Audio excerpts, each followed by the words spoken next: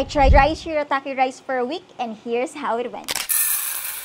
Grabe, parang isang kainan ko lang. Nagluto ko na yun. Okay, no? Gutom na naman tayo.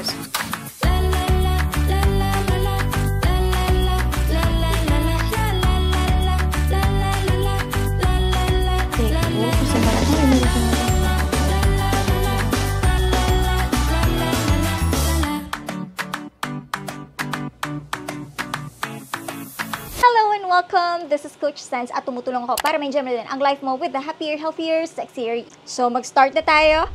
Now na. Ito yung first day natin. Ito yung ilalagay ko siya dito. Dito ko lalagay. Yung first day nung tinry ko yung dry shirataki rice. Tapos, kinain ko siya. Parang ano siya, first impression. So, ito yung kinain ko niya. No? Konti lang yung kinain ko kasi parang, ano nga siya eh. Dapat, ang plan nun was parang first impression video lang talaga. And sabi ko, bakit kaya di ko na lang ituloy siya ng 1 week? So, yon. Kaya nabuo ang video na to.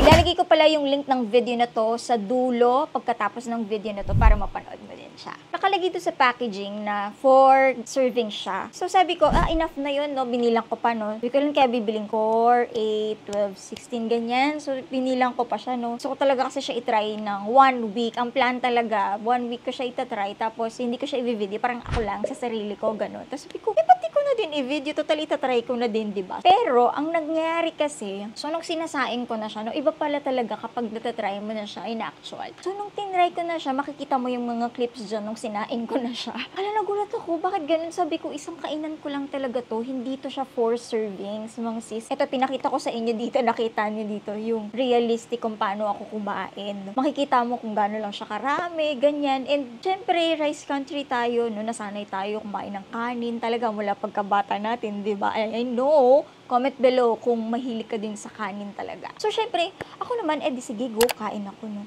Pagkakain, sabi ko, hindi to aabot. Tinry ko siya, no? I-divide ko to. Pag dinivide ko to into 4, sabi ko, parang 2 kutsara lang to. Hindi talaga enough sa akin yung 2 kutsara ng kanin. Diba? So, ang ginawa ko ay 1 meal per day ko lang siya kinain. So, dry shirataki rice, 1 meal. So, pwedeng sa almusal yan, tanghalian, or sa hapunan. Mostly dito, nung tinry ko siya, either umaga or tanghalian ko lang siya kinakain. Kasi very late na ako kumain paggabi. Yes! 4 days ko lang siya na-try, mga sis. Pagdating sa calories, konting-konti na lang yung difference niya talaga sa white rice. Kasi imaginein mo ha, calories ng white rice, calories ng dry shirataki rice, dahil nga kinain ko na lang. So, yung isang pack na yun, katumbas na yun ng 1 cup natin ng rice. Kasi, kinain ko lang to ng isang kainan lang na supposed to be ay 4 servings according dun sa packaging. Hindi ko alam kung may mali ba sa ginawa ko na pagluluto, pero yun talaga, 1 serving lang siya sa akin. So, kung ikukumpara mo, halos mga around 100, more or less 100 calories lang yung difference nila. So, parang ano lang yan, isang snack, isang apple, ganyan, isang banana, more or less. Yun lang yung difference nila. Pero, syempre, kung nakakamarami ka rin na kanin sa isang araw, syempre napakalaking difference na nun. What if ikaw yung tao na nakaka 3 cups ka ng rice? So, di ba ang masasave mo rin parang nasa 300 calories? Okay pa din siya all in all. Pagdating sa preparation, medyo kumpara sa white rice and other colored rice, ito babantayan mo talaga kasi wala pa naman tayong parang specific na lutuan para sa kanya, di ba? Wala pa tayong rice cooker built for shirataki dry rice kasi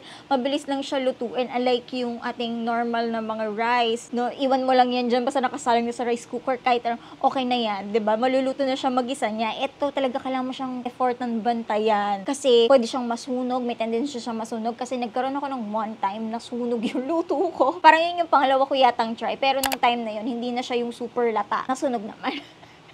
Kasi nakalimutan ko siya, may iba kasi akong ginagawa. So yun yung medyo downside niya. Kapag ko yung tao na busy, marami kang ginagawa, na sinasabay nagmumultitask ka, ganyan. Medyo hindi siya ganun ka-friendly para sa ating mga ganun yung lifestyle. Ano? Kasi talaga siya bantayan. So parang magsasaing ka, ito lang talaga yung gagawin mo. Magsaing lang nitong dry shirataki rice for 10 minutes. Bantayan mo siya. Kung papipiliin, shirataki dry rice or other colored rice or white rice.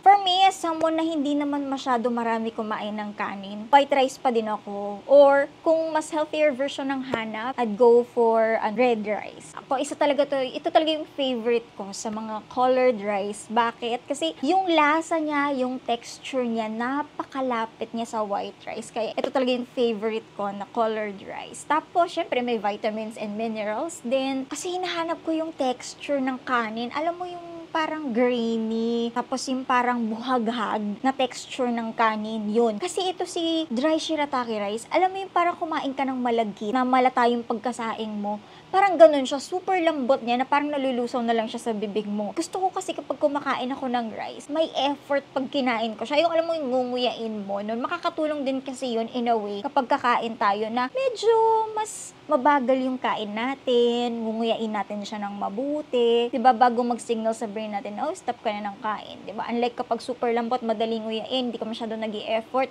nakakarami ka na ng subo ng kain, hindi ka pa rin nabubusog. Kaya ang tendency, mapaparami ka ng kain. Bibili pa ba ako nitong dry shirataki rice? Ako, dahil sanay naman ako, no, hindi naman ako ganun karami kumain ng kanin, sanay naman ako sa white rice or red rice. Hindi na siguro. Pero, if ikaw yung tao na sa tingin mo talagang malaki yung matutulong nito sa'yo, di ba, mahilig kang mag-only rice, kaya naman nakaka 3 to 5 cups ka sa isang araw ng kanin, and sa tingin mo talagang malaki yung matutulong nito sa pagda-diet mo, ay, talagang susuportahan kita dyan, sis. Hindi kita pipigilan dyan. Go! Tapos lalo na kaya naman ng budget mo, tapos accessible naman siya sa'yo. And sa tingin mo, hindi naman magiging parusa yung diet mo dito. As in, parang feeling mo, parang normal na white rice pa din yung kinakain mo. Go! Kasi syempre, ang goal pa din natin yung makakatulong sa pagpapayat. Hindi ako masyadong nag-expect dito, pero nagtimbang pa din ako kasi I'm trying to build this habit of weighing myself every day. Papakita ko dito yung picture nung timbang ko. Ito siya.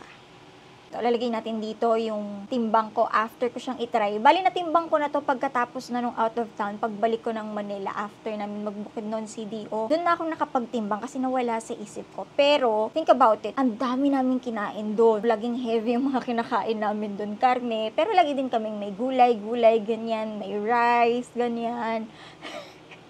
So, imagine, di ba, pag nagaginin ka, di ba, mapapadami talaga kain mo. So, yun, ito pa rin. So, siguro parang mayroon siyang 1 kilo difference, something ganon. Click here if you want more pampapaya tips. See you! Mwah!